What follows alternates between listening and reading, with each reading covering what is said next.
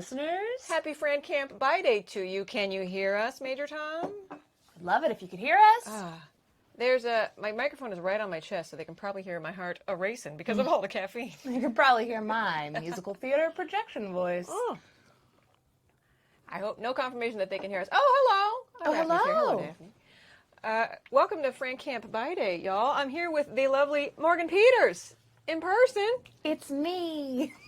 You may have been wondering, the question on everybody's lips was, who's going to be the guest on November 3rd's Frandcamp Buyday? It was me all along. Look, that's your silhouette. That's your hat. That's exactly what you look like today. It is, in fact. I am the Pokemon. You are that Pokemon. Morgan was that Pokemon. Hello. Hi, everybody. I got to show Morgan the whole kit.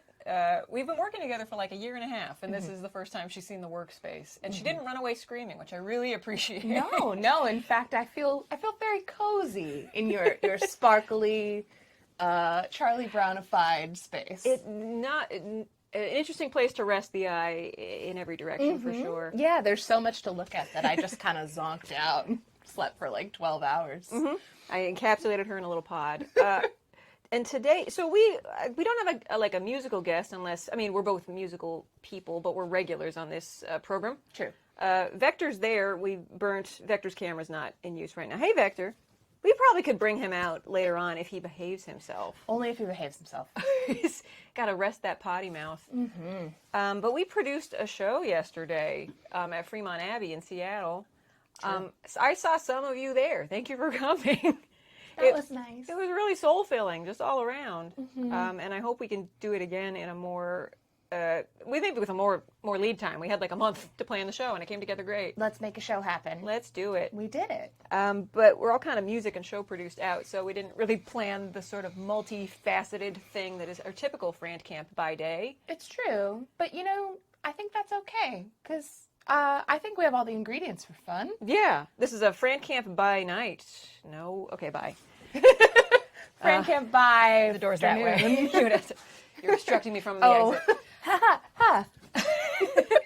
But so today I made these, we had the brainwave to make these little zines, which you'll see on we don't have Alice today. She's doing actual important grown-up things.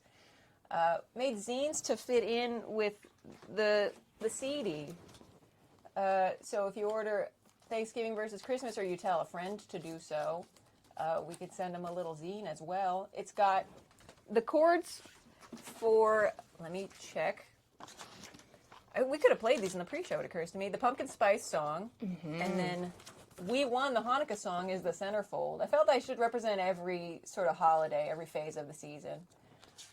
Little centerfolds of Manischewitz, which is actually a reference to when Sarah and Aaron and Vincent were practicing for the role. They asked if they could bring a bottle of Manischewitz to brandish in the joke about drinking booze. And I was like, no visual gags.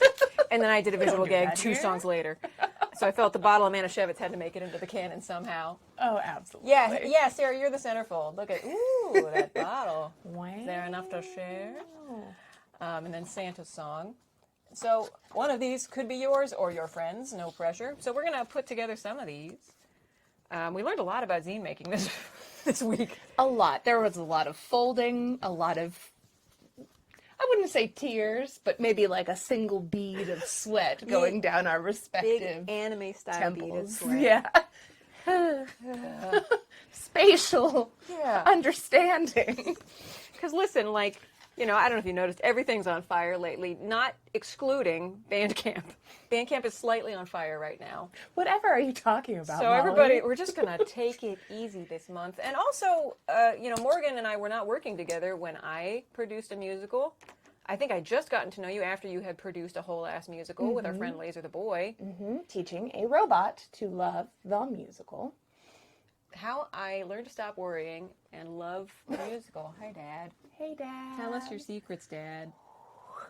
Hi, Dad. He's so big this month. Yeah.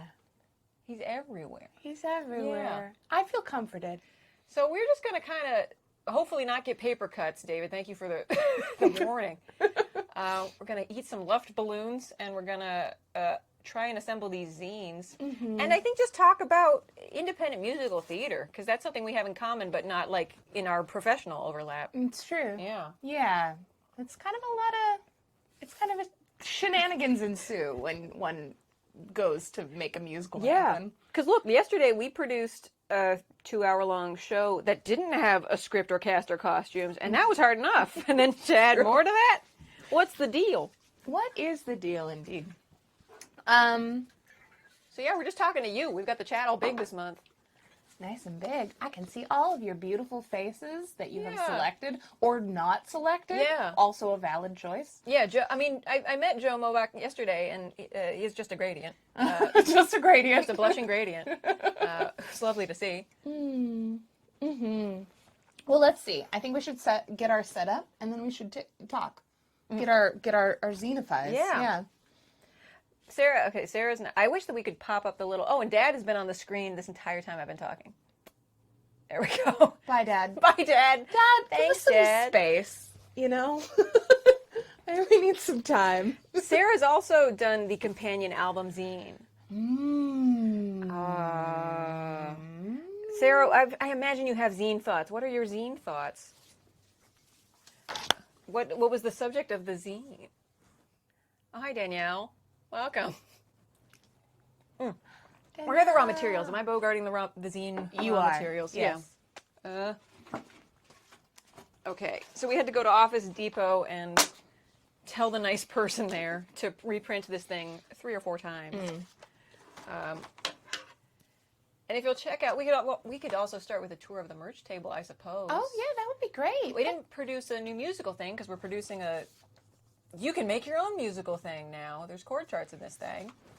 But who are our friends at the Where's the Beautiful Graphic Alex Made merch table?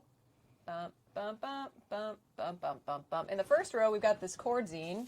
Where'd this come from? And then the musicals with which you can get this companion chord zine. And then if I had a hammer, I'd hammer in the Frandcamp. I'd hammer in the evening all over this land. There it is. That's not the event. Okay. It's a skeleton crew this month. Well, I think, so something interesting is that I'm usually in Los Angeles when we're doing this. You're usually not in the center of the center, yeah. Uh-huh. I'm usually just, I'm very close to my computer, and right now I'm looking at a screen very, very far away. And it's kind of like I'm getting my eyesight tested, Yeah. actually. You see what I'm up against. You know what I could do is just move this window over here so we could that's look at nice. it. Yeah, wouldn't that be nice? Oh, great. Now we can look to the side. Yeah. It's the lines of sight you got to consider. Okay, I'm going to put this, and then we're going to read from off here. Does that seem good? This is entertaining to me. Yeah. I hope it's entertaining to Yeah, you. when you see sort of the panic rise in my eyes, it's because I've opened a window and I don't know which monitor it's on. Okay. Thank you, beautiful Alice Merch Graphic. Okay. Hey, we Who's did it. responsible for this? That's not a good screen at all for this job. Eh? Killing it. It's an uphill fight. Okay. So here we are. Bandcamp Friday. Wow, this is pretty merchy. Sure is. And then here's our friend Juliana Finch that we produced a show with yesterday. So Juliana, who I also work with, just released this brand new album, Bittersweet. I think October 10th was when it was released. It's real cool, and if you've listened to Juliana before, it's extra electrified. I definitely... it was really cool to have all y'all in the same space. Yeah. Last night, we had a fair amount of delicious Juliana and Molly songs, but we also did some collaboration. We did a cool little rendition of Lean On Me, full harmony with Emily McVicker as well. It was fun. We threatened to do Closer to Fine because Juliana's originally from Georgia, and she felt she had to represent the Indigo Girls, who I keep calling the Golden Girls when I refer to this song. Oh, Closer to Fine by the Golden Girls? Not a real. Closer to fine enough. Emily sang a song about where baby mermaids come from. Which, Spoiler alert. It just kind of, you know what I was thinking about? the double-click song Clever Girl, what I love about Yeah. it so much is it gets to the punch and then it is gone. It is like, rah, Velociraptor, thank you, good night. The opposite of this is true with this song about baby mermaids. Equally good, but we start with the punchline and then we just keep on going. I wrote a song about a cowboy that has dicks for legs, and whenever I play it, someone has more questions, and it's like Emily, in anticipation of that, was like, no, do you have more questions about where mermaids come from? Well, let me address that in the next verse. Right And then now. 7 verses later, you're like, that's everything I need to know. Absolutely. No more questions.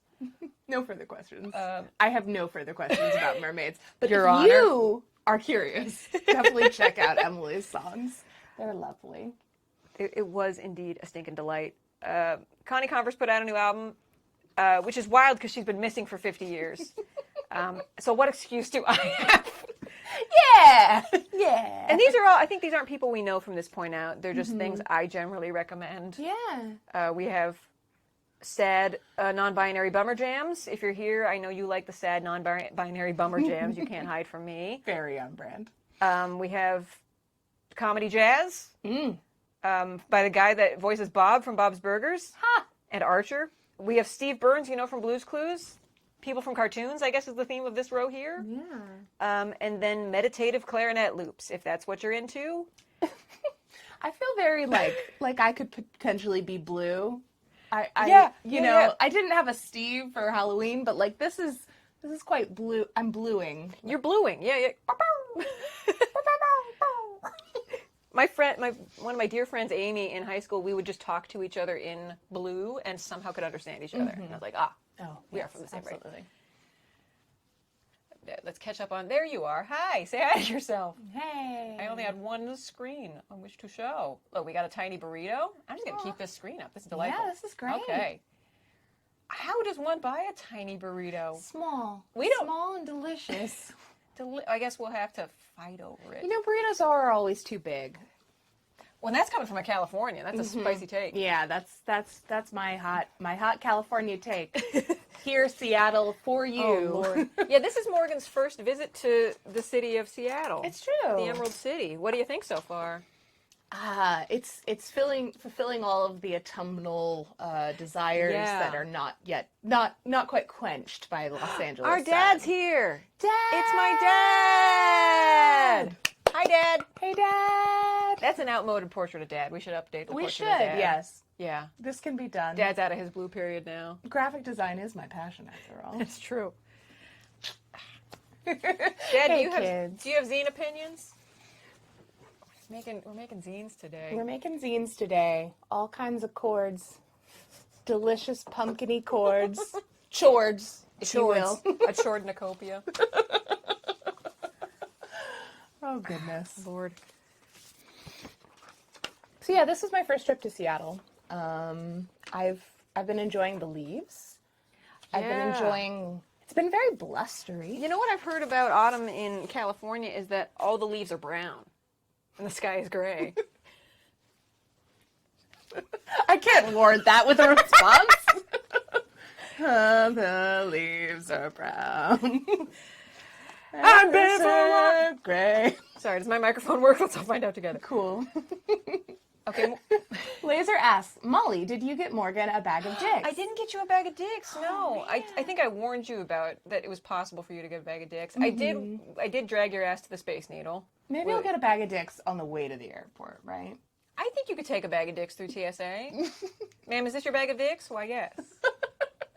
Would you like some of This my dicks? plane smells like dicks.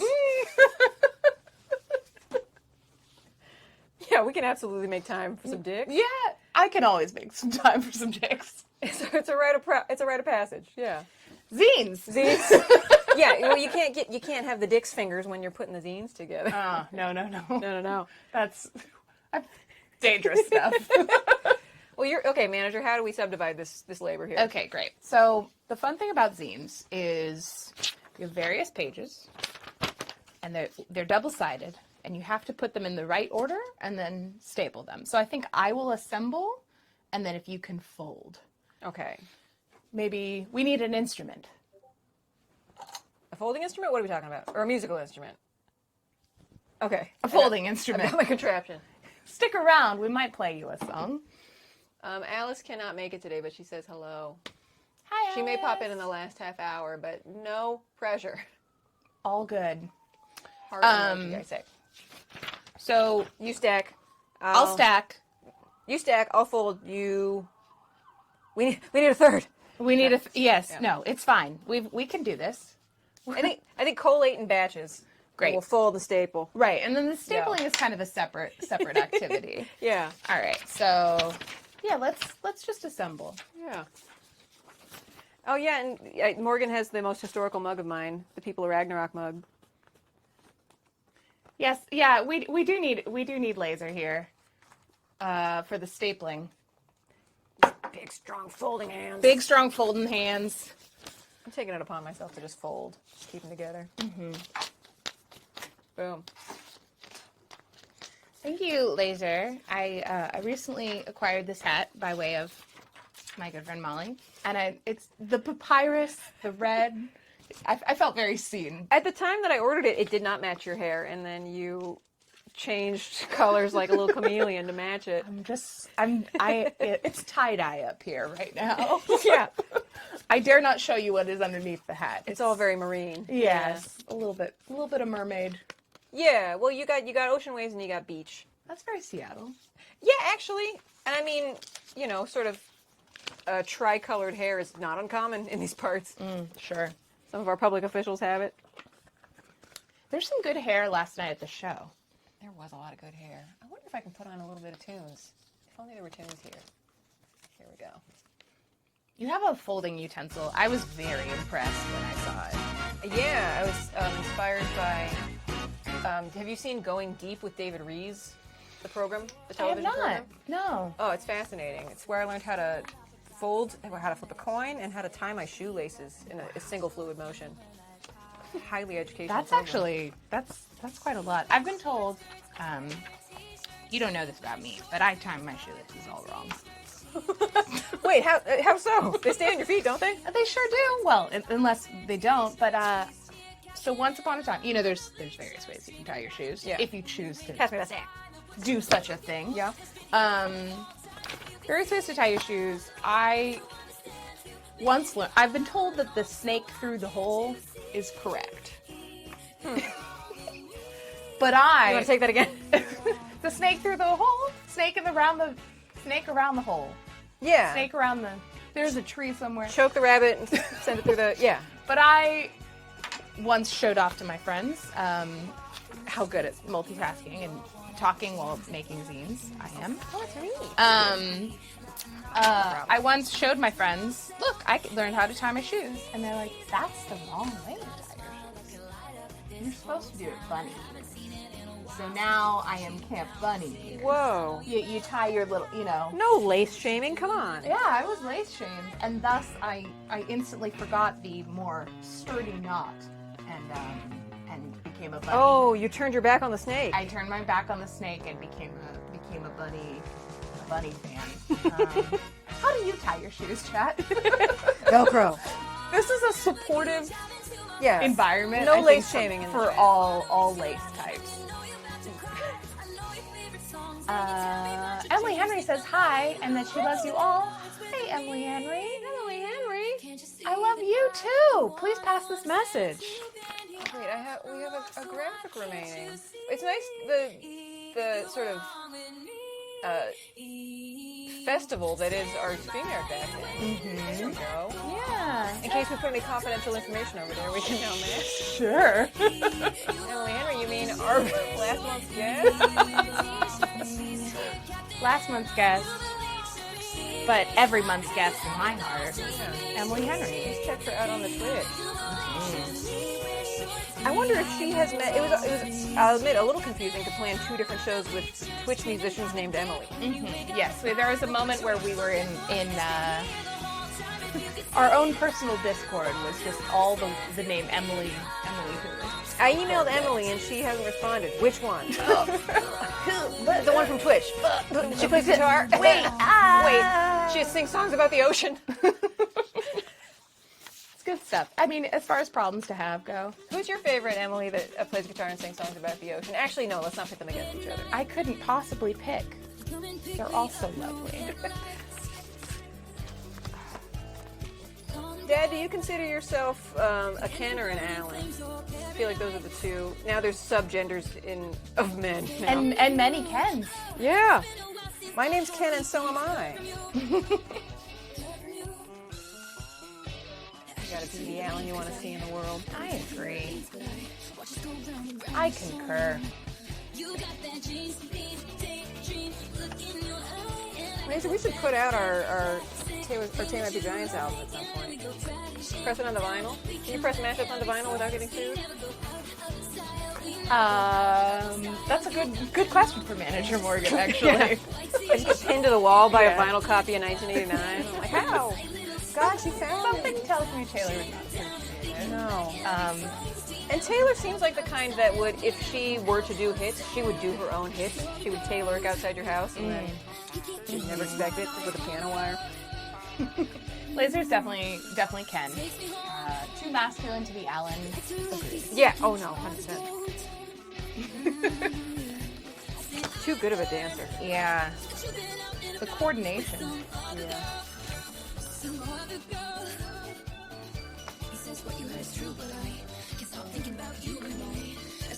Oh no, Danielle, what are your thoughts about Alan? I think it's the role that Michael Cera was born to play. I think you can hang it up from now on. Sure. Yeah. I feel like I'm an Ellen. Yeah? Yeah. I feel I have Ellen feeling. Trying to escape Barbie Land. Mm-hmm. Break free into the real world. Oh goodness gracious. You're all the members of NSYNC. Yeah. Actually, Every single one. Every single one. We never know. Yeah. I think Sugar Daddy Ken should have been played by Dana Radcliffe. Here's the thing about me.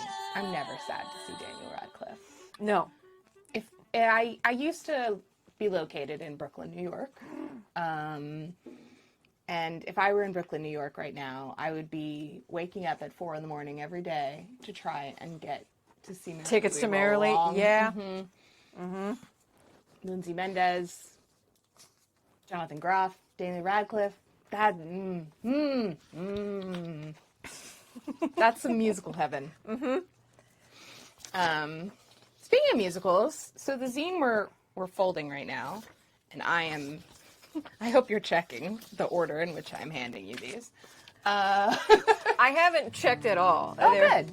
But you started tapping them sideways as they go down, so I know they're not full-blown stacks. Great.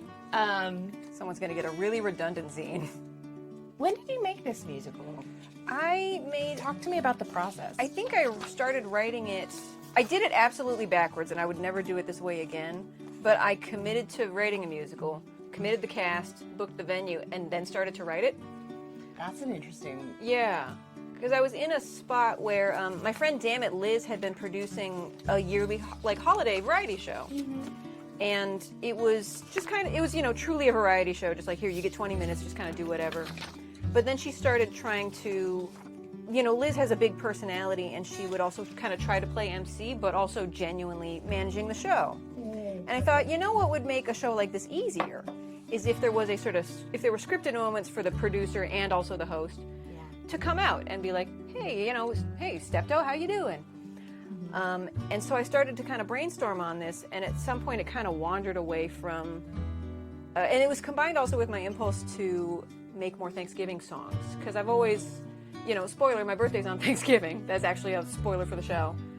And I've always felt a little bummed that there's so many Christmas songs, and a lot of them are great, and a lot of them are written by Jewish songwriters, which I adore. The best ones. Sure, yeah. Written by, yeah.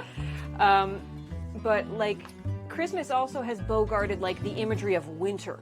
Right. It just kind of the things we consider Christmas songs is this huge canon, and, why aren't there songs about how beautiful the autumn is? Why aren't there songs about gratitude and kind of all those things? Mm-hmm. And so I kind of combined that, that impulse to, if I were doing this show, I would. And also, I want more Thanksgiving songs. Haha, perfect project. Yeah. And it truly was I wrote each one bespoke for the person I had cast in the part. We got Kevin Murphy as Santa Claus, my friend Kiri Callaghan as the spirit of Black Friday, basically. Love it. And once I had all of that written down, I got my friend Josh Kagan, who was, I think this was before we were podcast wives. We discovered in the process that we had strong opinions about the Charlie Brown animated canon, and that became our podcast. But he's a real deal television writer, and so he helped me kind of shape the story into something coherent. Yeah. And so it was a lot of back and forth of like, okay, so at some point the Hanukkah song needs to come in. How do we introduce the band? How do we, what's the little interchange that gives them the best layup so they could spike the song out of the field? And then most of the songs, and I think Sarah will recall, it was a very collaborative process with Sarah. That was actually unique. But a lot of people got their demo like 2 to 3 weeks ahead of the show.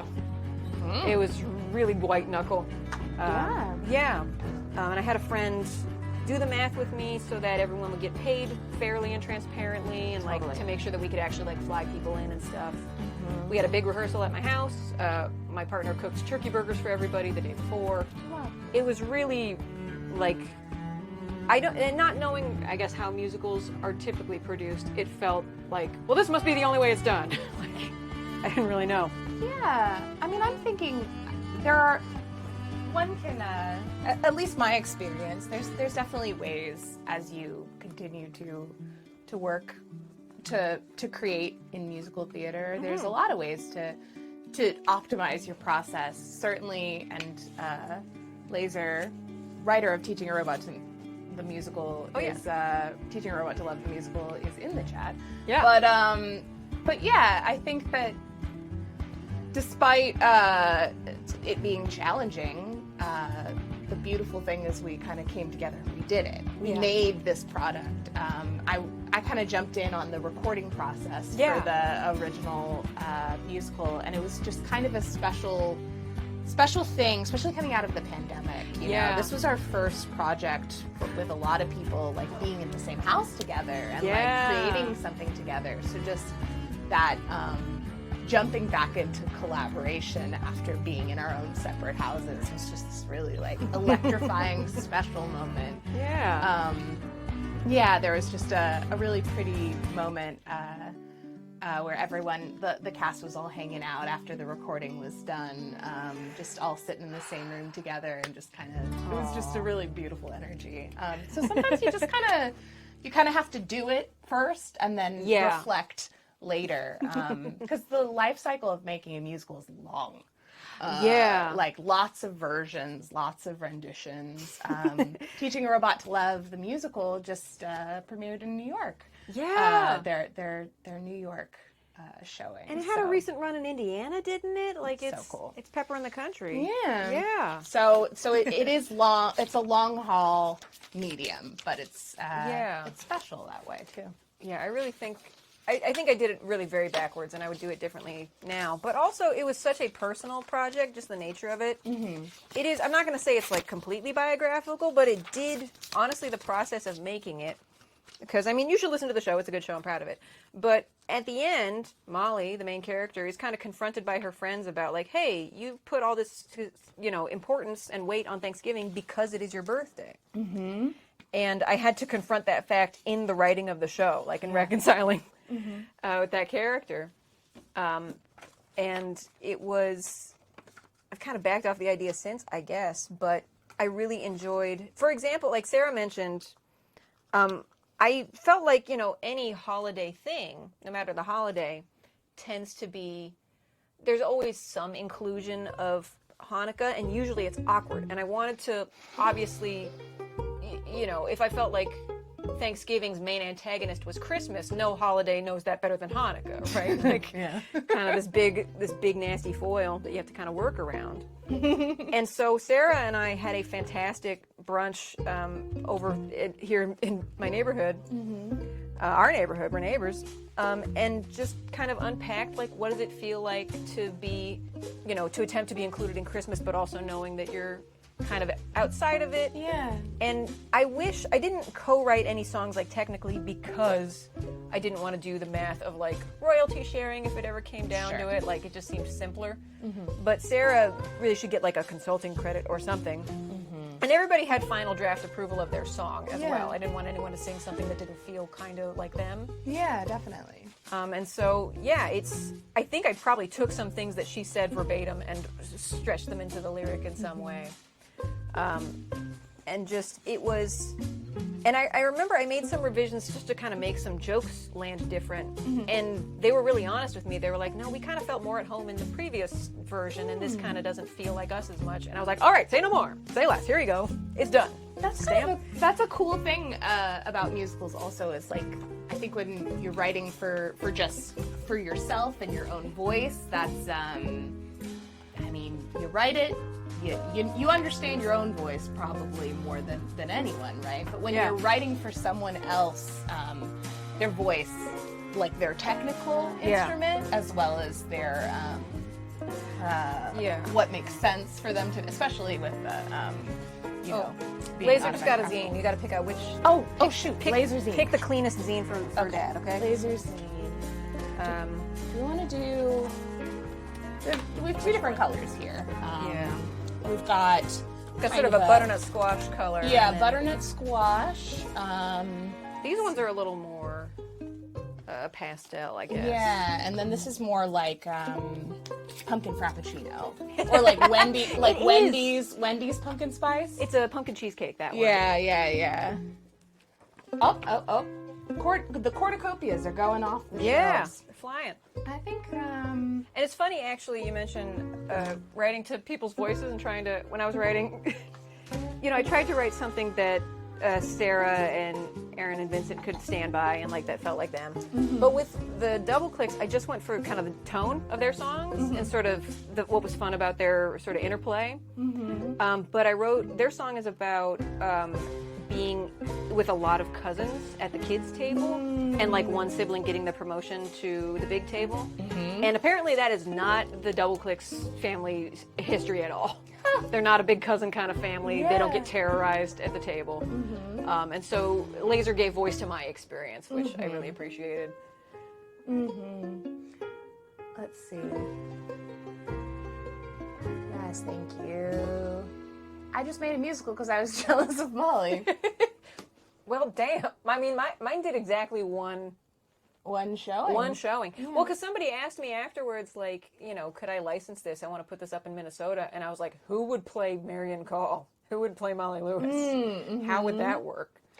Now, do you think if you did a musical again, you would go for something more fictional, or a lot of your songs do have kind of a storytelling. Well, I think historical. I could probably reuse a lot of the songs if instead of "Hi, I'm Molly Lewis. Let me play my ukulele for you in the city of Seattle, clonk a clonk," if it was like almost like a Hadestown, like, "Hi, I am Thanksgiving. Sure. This is my friend Brown Thursday," or whatever. Because I imagine Black Friday, Small Business Saturday, and Cyber Monday being this kind of Hadestown style chorus, like, come on, Brown Thursday, join us,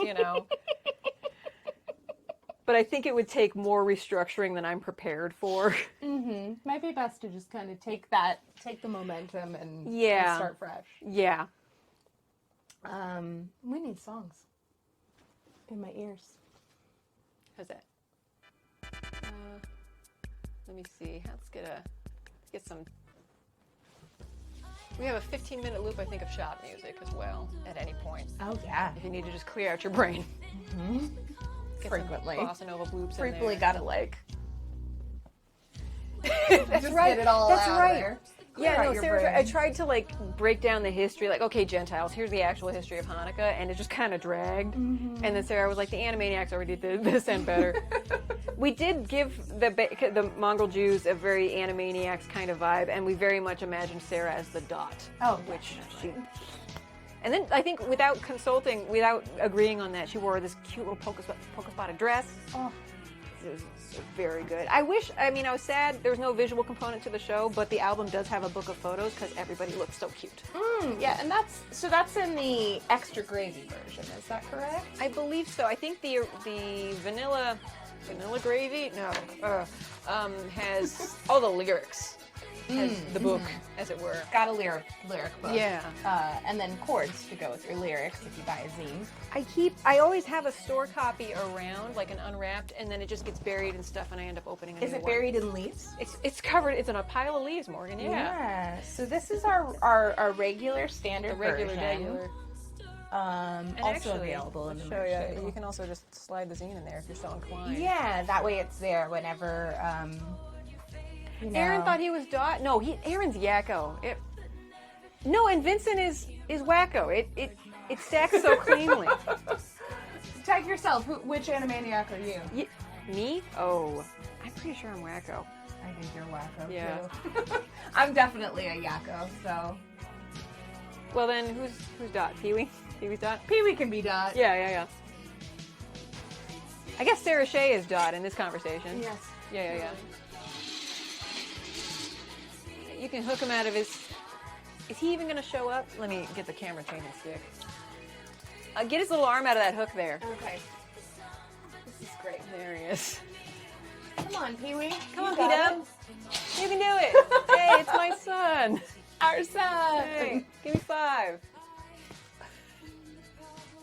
Thanks, Pee-wee. Can I get him to stand on my head? Yeah, I can. There we go. Great. I foresee no problem here. There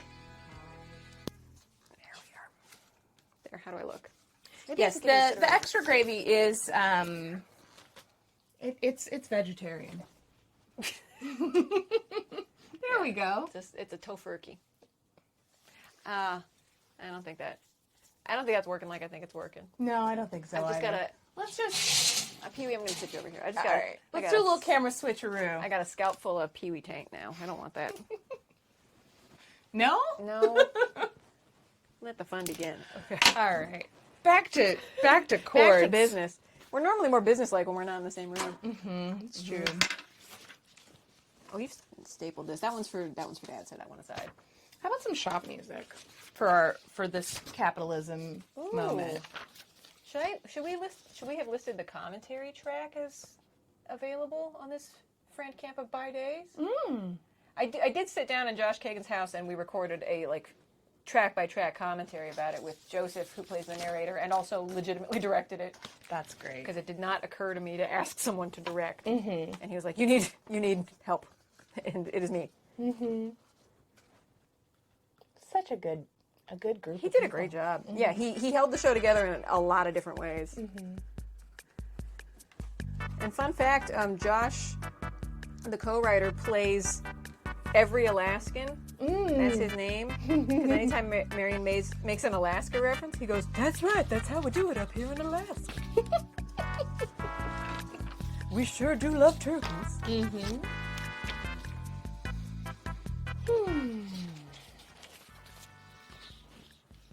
Let's see if we can get some visual interest. Let's put Marion in a tree. Let's put Marion. There she is. There she is. Speaking of Alaska, Just like we do in Alaska. Our Lady of Alaska, Marion Call, also in the musical. What is your Thanksgiving tradition like, Morgan? Does your family do a big blowout? You know, we're kind of a small blowout kind of family. Yeah, take it easy. I think probably the biggest Thanksgiving story for my family is, it's a small family. I come from a family of I'm the only child in this family. Like pictures in front of the Christmas tree until I was 26, kind of Yes, kind of small. And so there wasn't so much a lot of people, but there was a lot of personality. And I think the kind of interesting bit is my affinity for biscuits. I always have remembered, and my family disagrees with this, that biscuits are a required Thanksgiving food. Yeah. Because biscuit, for the gravy, For the gravy, yeah, sure. for the gravy, and I think even more than anything, leftover biscuits are a housing home for a homemade turkey and cranberry. They anticipate the sandwich. The next day, right? Yeah, that's clever. So you got to have some biscuits. And the year without biscuits, I felt something was deeply missing, and I've been teased mercilessly for making such a big deal about the lack of biscuits. Oh, come on. For every year since. But I do think a biscuit, I'm not picky about a biscuit. It can be a homemade, gorgeous little... Yeah. Or it could just be a drop biscuit. Give me Pillsbury. I don't care, but I do need a tiny bread-based object for my Thanksgiving meals. I tell you, just now when you said the year without biscuits, it was all capitalized in the tone of your voice. The year without biscuits. The year without biscuits. We don't bold, speak of italicized. So, biscuits are crucial, I think, to my Thanksgiving tradition. What is crucial to your Thanksgiving tradition, folks at home? Folks in France? My family doesn't do biscuits, but my family does Jell-O salad. That's their big... I brought Jell-O salad to my in-laws the first time I went over there for Thanksgiving, and they politely tried it, but then my sister-in-law hoovered it, which I was gratified by. Yeah, that's very gratifying. It's the same, and I've been put on Jell-O detail by my grandma, I think because she has compassionately realized that I otherwise cannot cook. Sweet. So yeah, the simple assembly of a casserole or a Jell-O salad, you got... What is a casserole if not a hot Jell-O salad? When you think about it. Yeah. And so our recipe is the sunset salad from the Joys of Jell-O cookbook, which involves orange Jell-O, a can of, I don't know what the word is, but kind of the tidbits, the mulched pineapple, grated carrots, and walnuts. I think the recipe calls for almonds. And it shouldn't work, but it's a really nice kind of... It's light. So much of the Thanksgiving meal is really heavy, right? So it's a bit of a palate cleanse before you hoover a pie made out of cement, you know. I think that's why people like a cranberry sauce, is because it's so different from all the other things. You know, some people are very passionate about their cranberry sauce. Yeah. Especially the jelly kind, right? That's. It's a divisive. Folks at home, what is your preferred modality of cranberry? I like cranberry in like an apple pie or something. I really like cranberry, but it's not really about the jelly for me. It's like I like it combined with other flavors. I think there's a place for both. I think the cylindrical cran, you sort of take with the turkey, kind of take it on the plate, but the sauce cran is the star of the sandwich. Like it just, the general, it really brightens up all your leftovers. Sure. Just keeps better. Sure. While we're waiting to hear about everyone's cranberry opinions, I need your cran-pinions. Cran-pinions, which that's a real ask. There will be a test. They're mulling, yeah. The can of cran. Mulled cran. Ooh, a mulled cran? Mull on a can of cran? So here's the thing. You and I have made this pile of beautiful zines. Now we gotta staple them. Yep. But you know what we need to do before that? What's that? We need a song. Oh, okay. Will you play me a song? I could try to play you a song from the musical. Oh, yes, let me do that. Because last night at the show, I played a song from the musical that I've never played before, like in a live setting. Because I wrote it for a man's voice. And I don't have a man's voice, so I keep trying. Voice. And a man of mine. I don't know how this will be sonically. Let me see. We're here to experiment. Yeah. I think everyone here is excited to experiment. Is that in tune even a little bit? Yeah, while you staple, I can sing Santa's song. Joe says there's something about canned cran. Something about that canned cran. Yeah. I think some of it, this is the joy we get out of the Jell-O salad, is the extraction. Sure. Gives your prep a little, not like there's not a narrative to your Thanksgiving prep. It's just whether you're okay with your food wiggling back at you. Always. Again, divisive. I like a solid biscuit. It doesn't talk back. Yeah, that's right. It's confined. Sarah says, I don't go for fruit and meat together. That's an excellent point. So no cran on my Thanksgiving plate.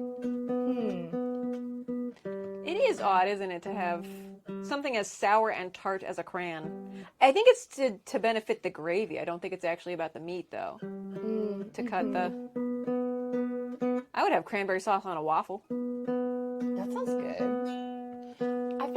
I I think I like it when a crayon embraces its citrusy self, and it's more kind of like a marmalade. Yeah. Marmalade. Marmalade. A marmalade.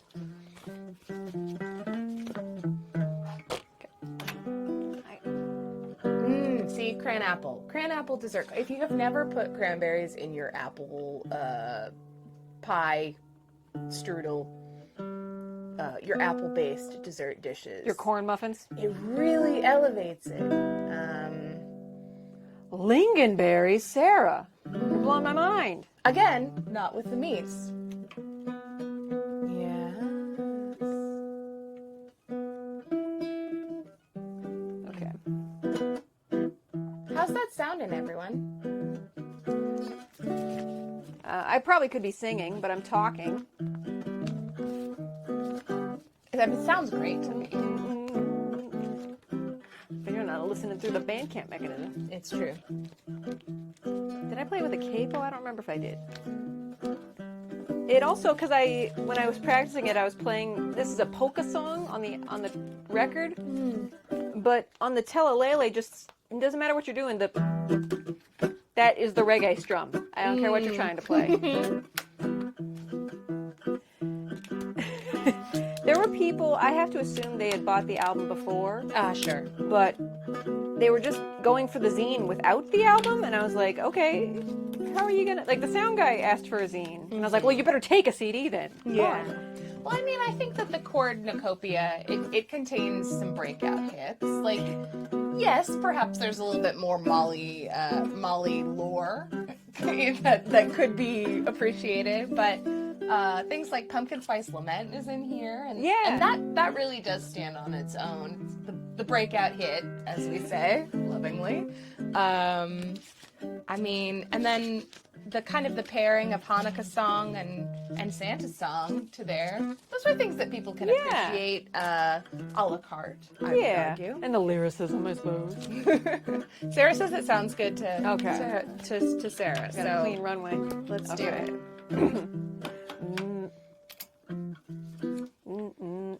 Maybe I need a capo. Maybe I need the other ukulele.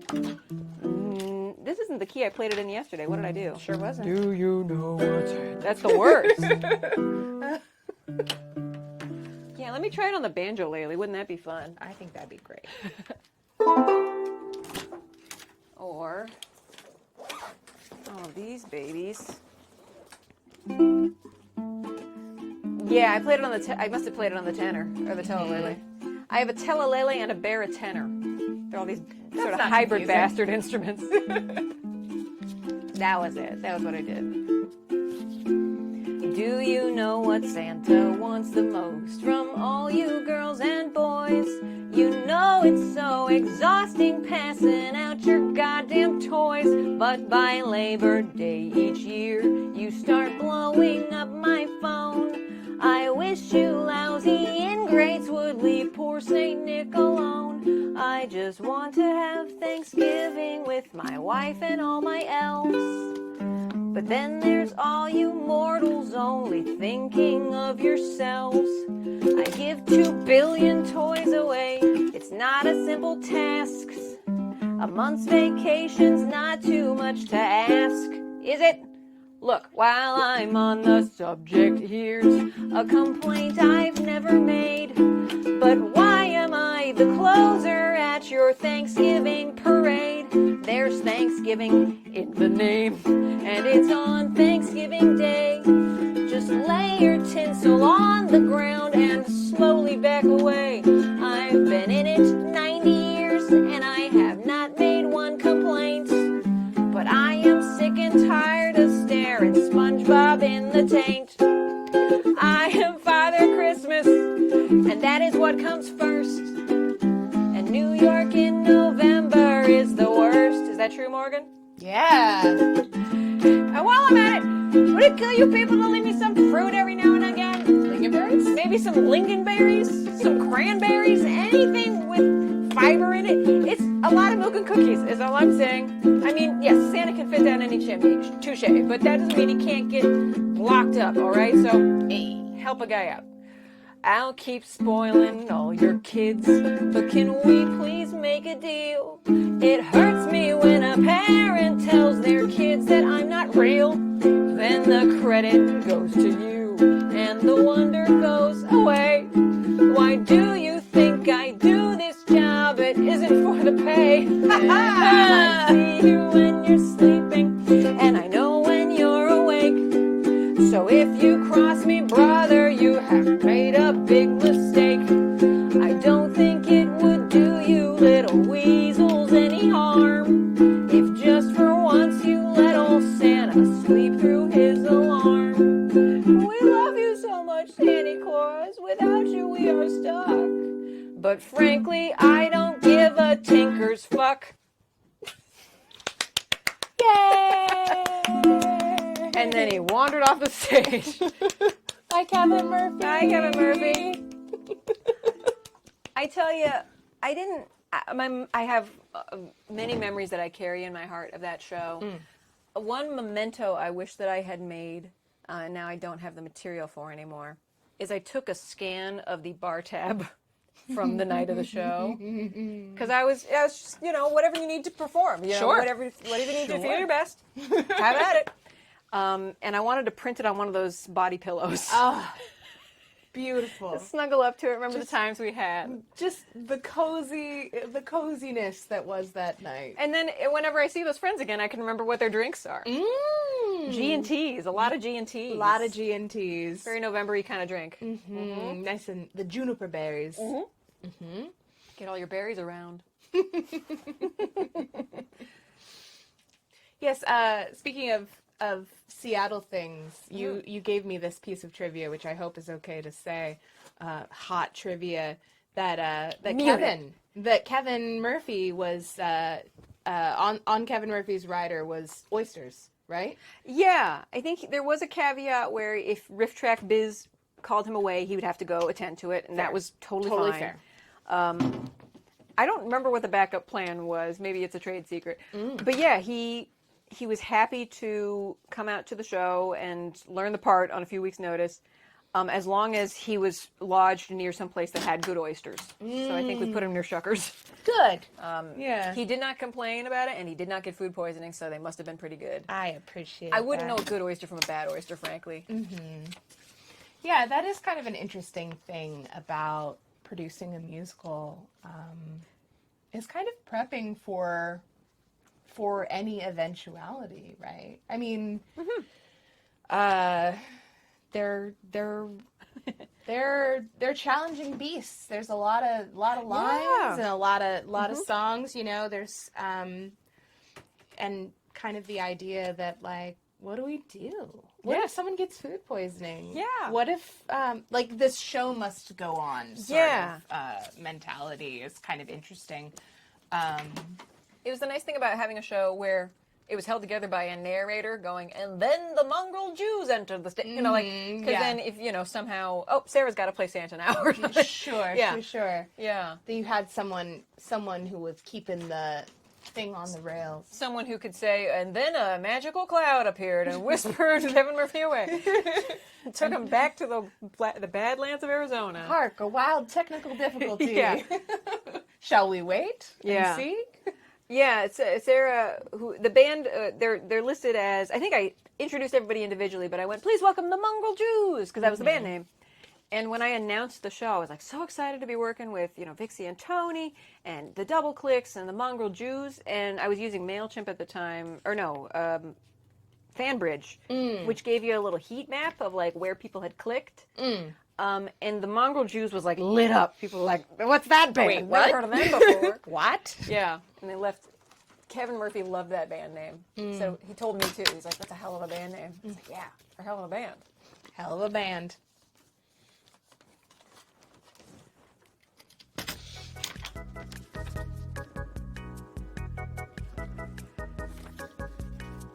Yeah, is that too much we shop? Is there such a thing? No, I don't think that. Sometimes I have We Shop playing in my dreams. Oh no! I don't know. I'm sure that happens. You might not remember your dreams. But Can't say yeah, that I do. I often will have songs stuck in my head throughout my dreams.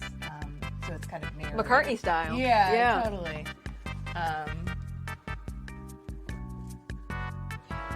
I'm not so far. I don't know if it would be.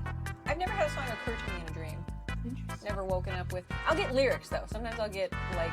I'll roll over and write something that I think is supposed to rhyme. It's probably a rhyme I came up with, but it's usually not. Just like I wrote like Warren G. Harding farting. Why? Can't use that. That's no good. Is that a rhyme or is that just the plot of the dream? Maybe that's the plot of your next musical. Maybe. Yeah, God, I already have one presidential song. I don't need another. No. I think I'm gonna rotate my fluids. Actually, I'm gonna get some Yeah. water Let's for take a little us. break, Let's shall take a we? little plant break. We're about an hour in. Get some bears and mooses. Knock them looses. Check out. I don't know how this emoji system works. I wish that we could dictate what we have. A tiny burrito. Are there other sizes of burrito? I'm not really sure what's back there. I should probably attend a band camp show at some point. Maybe. Maybe. If you could gift us one emoji you do not see in that that let us know. Yeah. We love a burrito. I'd love a puffer fish. Are there pufferfish? I found out today there's a moose emoji. It's just a moose head. Puffer fish is my favorite emoji. I try and sneak it in as much as possible. That and upside down. I love upside down. Upside I down. have a shortcut for upside down. Yeah, that demonstrates a lot of my feeling most of the time. What's the emoji you think you use the most? Pufferfish? No, that's your secret. I use sauce. sparkle. The kind of the Ms. Morgan Yeah. Peter sparkle. Zazz. Yes, a little zing, a little zazz, a little. You turned into What Judy have Garland you? for a second. Please don't ask me to do a Judy Garland impression. I don't know where that came from. Little zazz. Little zazz, little sparkles. Sparkles. Sparkles. Let's turn off his lip with the clicker. No, I think it's upside down. I'm also a big fan of the sweat. Smile with sweat is the Smile one I with use the sweat. most, yeah. Yep. Which I guess both of those really say a lot. Yeah. Well, let us know what emoji you use the most. You don't have to pay for it. You could just put the emoji in chat. Get some hydration. Check out some of the other stuff on Bandcamp for Bandcamp Friday, and throw that in chat as well. I would love to know what else you're listening What to. are you listening to? Yeah, I love new songs. I love new songs. The whole Bandcamp editorial team got sacked, so I don't know how I'm going to find new Bandcamp music from now on. I think we got to look out for each other in that. Only way. you. Only you. You're the Bandcamp editorial team now, dog. What are you gonna do? Bye.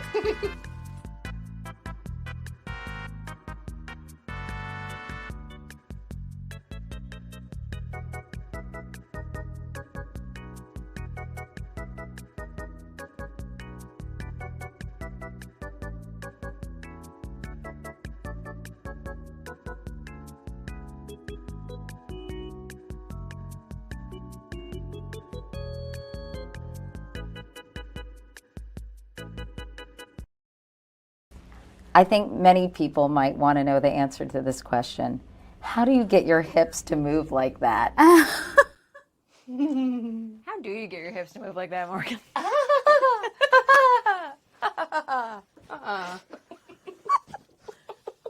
Put him on a plane. Welcome back, everyone, to our To hour two. to hour two of Frandcamp Buyday Cornucopia. While I was edition. chuckling around, Morgan was stapling all these zines together. with complete and total accuracy. Yep. Let me get, which ukulele should I play the pumpkin spice song on? In your professional opinion. Professional opinion? We have pear-shaped baby. We have banjo. That one's broken. Don't look at that one. I wouldn't dare. Oh, the other pear-shaped baby. I love a pear-shaped Where? baby. I think, how exciting. This room wasn't clean until this week. I can actually go in here now. What? Where's Molly? Theremin? Where did they go? I could play it on theremin for you. I mean, What's that? a theremin pumpkin spice lament does sound appropriate. Woo.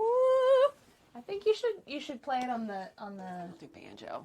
banjo. All the other ones have had a lap. Whatever sings to you. I I sing to you.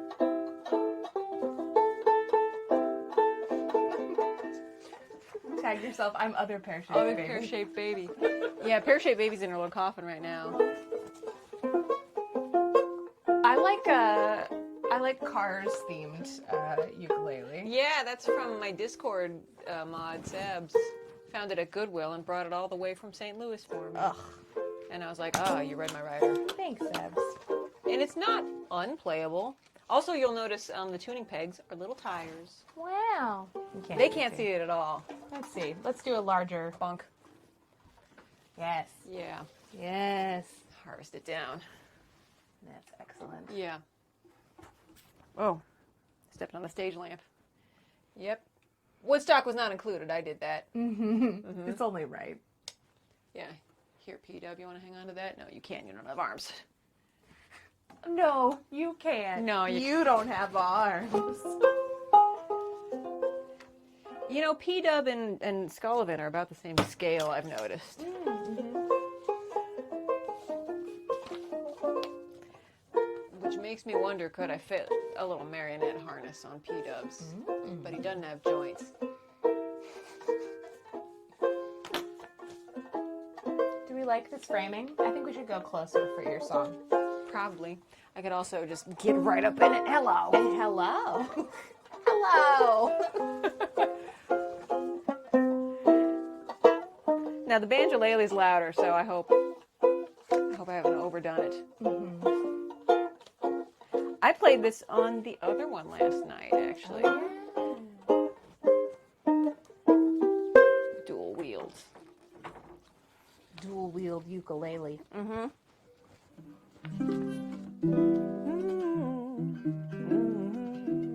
Yeah, let's try that. Let's get real autumnal with it. It's only right. The first time I did a ukulele stream, I did one on Instagram Live where all of my ukuleles were just on the floor. My mom was like, it was great. It was like a slumber party, but instead of friends and sleeping bags, it was all ukuleles. I was like, yeah, I guess Yeah, so. my friends all came over, and my friends are all ukuleles. They all sleep like babies. They sleep so sound. Pear-shaped babies. You're the stinker.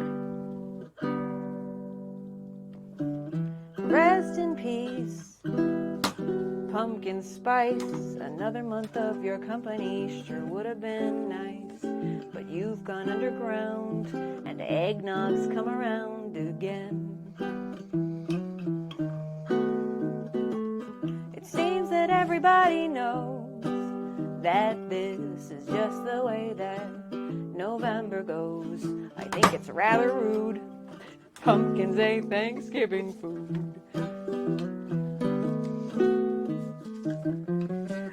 Why can't they coexist?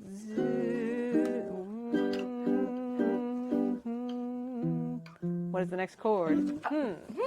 What is the next chord? C7? Not in this key. What is the one before that? G. Why can't they coexist? And why can't the seasons overlap? Pumpkin, peppermint, and nog could be the three wise men of flavors. So everybody wins, and I get an extra month to savor. What a handy volume. Normal folks don't think twice, but the time we had together, it just won't suffice. And there is no excuse. It's not like there's real pumpkin juice. Why must you go away? And why doesn't Starbucks understand? After Halloween is over, I can tell your star is dimming, and I have to just accept that you're the McRib, but for women. It works every time. Every time.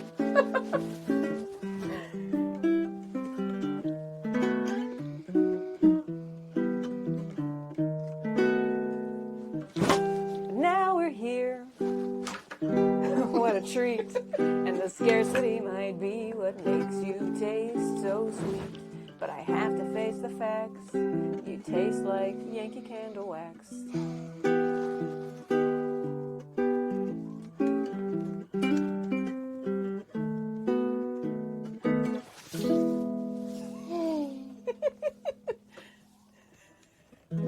to think about. Thinking pumpkin thoughts, Molly. Always. You know, what I was thinking about is making a zine with my friend. Yeah, just thinking about with merch, the scarcity is what makes it taste so sweet. I find. We've been talking about making zines for a little while. You're no stranger to a doodle. No, certainly not. Nor a cord. So Nope. the combination of the two seems sort of a natural fit. And I, in the time I've been doing this, especially, with the Joko cruise being what it is and the John and Hank Green community and stuff, I hear a lot of people say, oh, I picked up ukulele because of you. And I, instead of going like, oh, how nice, I go, oh, a responsibility. Yes, I am the professor. Yeah. I cannot lead you astray. Cannot let you be disappointed by the ukulele. I shall now be its number one advocate. I have to make sure that you join the army and stay there. Definitely. And it's also, I think the secret is, it's not that hard. It can continue to be challenging, but to start it and you can coast on kind of an intermediate level for your entire life and play many songs happily. And I want to get people to that point because it's really made me very happy. Having been on the Joko cruise and taken in your ukulele literature over the years, something that I really appreciate about sort of your approach is kind of the feeling like that fingerings have always challenged me, Yeah. A lot of sort of traditional learn to play guides are so caught up in fingering. It's like people have different fingers, people have different wrists, people have different shaped limbs, and honestly, so long as it feels comfortable and you can move quickly or as quick as you'd like through the chords, I thought that was really refreshing in kind of empowering people to feel like they can play the instrument in a way that feels comfortable. My favorite sort of mind freak is people. So E major on ukulele is that. It's the worst. Look at it. It's all of your fingers. There's no good way to do it. It's unnatural. But in most environments, you can play E7th interchangeably. Yeah. Look how nice that is. Just a walk in the park, that chord. And I love, that was actually you were there when I had to, I had to teach 150 people. You just had to. I just had to teach that people. Responsibility again. Yeah, well, I mean, there was a year in 2017 on the cruise. It was their first year as a full charter. They had the entire ship instead of just renting a little piece of the ship. And so they took this staple. They took that opportunity, because they could, to give every single person on the ship, including some of the staff, these blue plastic ukuleles, like this one up on my wall there. And they're actually surprisingly playable. It's just that everybody on the ship suddenly had an icebreaker specific to me, the person that had been teaching ukulele classes on the ship the whole time. Sure. And so I went, well, guys, I would have appreciated a heads up. And they were like, oh, you'll be fine. And I was like, you know what? You're right. I will be fine. And you were. It was fine. And a lot of people ended up donating their ukuleles to music schools and stuff. But about 200 people were like, I'm going to take this and learn it. This is my vacation. Sure. And so we learned Hungry Like the Wolf by Duran Duran to sing to Paul on his birthday, because it's one of his favorite songs. It was a great moment. And that has an E major in it. It starts on an E major. And so pretty much everybody, I had to be like, training wheels off, y'all. You're going to play the most grown-up ukulele chord. Are you ready for this? And they did. And you have to linger on it, too, so you really get comfortable with E major after. And then you got to go to the D. Yeah. So I really felt like, okay, everybody, we are all jumping into the deep end together. Yeah. Let's all learn about, let's all scream at a man on his birthday. Yeah. But yeah, that was what we discovered as we were putting the zine together, is we just kind of were plucking chord charts as we found them, and I kept going, I disagree with that. That's not how you play that. Yeah, absolutely. Who plays D like that? Do that like that. As many open strings as you can, whenever you can. Yeah, I think with like as you start to explore an instrument, it becomes less about did someone else play this? How did the guide play this? It's like, how do I play this? What sounds good for me? We're gonna Vector down. He was Hey, freaking Vector. out up there. Vector doesn't want to be on camera right now. That's okay, my son. You saw it here first. That's fine. Vector didn't consent to being on camera today. Don't trot me Sorry, out bud. for your I am not your stream. circus pony. But your eyes, they're sorry, they bud. match our zines. It was either that or he was going to push the magnet full of staples into the carpet. So there's no good outcome for Vector today. Good. He was grooving to Hungry Like the Wolf. I wanted to invite him to the party. Well, He was not. Night as a wire. yeah. It was I'm so glad. Nobody believes me when I'm like, no, he's a little bastard. He just keeps. He's a little daredevil. he this did guy. he did do quality assurance for all of the this butternut squash zine. Yeah, his little tread prints are all over these. over him. Yeah. So if you want a little piece of Vector in your own home, You saw that too, right? That wasn't just me. that wow, that was a delight.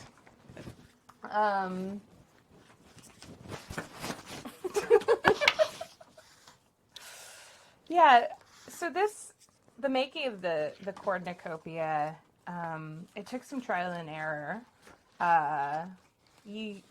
It was a cool collaboration. So we've been talking about it for many years. Many months. Let's say many months. Yeah. Well, more than 1 year. Yes. Yeah. And kind of as a prerequisite to potentially further chord projects. A lot of people want to learn how to play songs. Yeah. Add to their repertoire, and this seemed like a kind of a cool medium to do it. Yeah, and when I started doing music, I would do little doodle blogs about, like, I did a Woodstock this week. Will Wheaton was there. We played billiards. Like, sure. whatever it was. And I haven't really flexed that muscle in a while. But I really enjoyed, like, I think somewhere, I did a lot of little embellished elements for these. And I just, didn't have a piece of software I was comfortable in. But so we made just kind of, I just went, here's all the chord charts, and here's some drawings of leaves, and here's a ukulele that is shaped like a cooked turkey, and here you go, Morgan. Make it work. And that's how we did it. I think I have the prototype still sitting here. Yeah. Oh gosh, yes. Yeah. It's called Oh God, Buy a Compact Disc. I know it's 2023, but Help a Sister Out, which was the working title. Yeah, sure. We It didn't seemed stick a with little that. long. Yeah. It's really not the thesis of the document when you get down to it. So it ended up being kind of in the end, a group Canva melee across the many miles, the top of the West Coast to the bottom, just moving singular elements. And Can you imagine how novelty balladeer ukulelists made zines back when you had to use like movable type and stuff? Like, Yeah.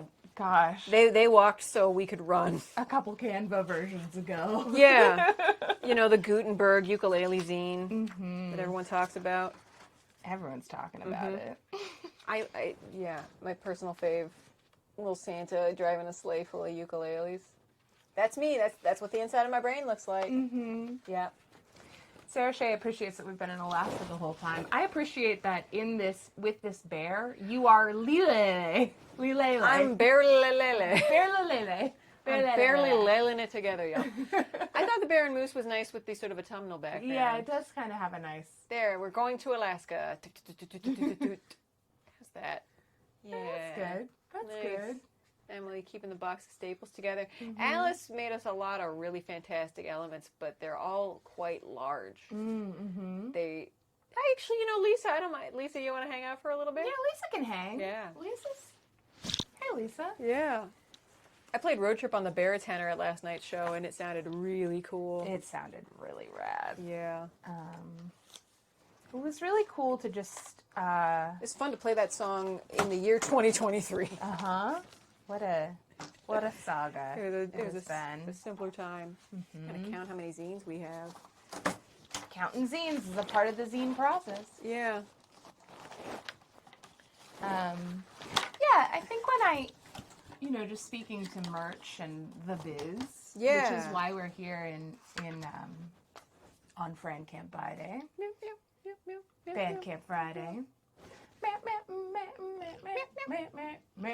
So thinking about merch, I manage a couple of independent artists, and I think that there's so much merch out there, right? Everyone's got a T-shirt, everyone's got a sticker, right? And I think that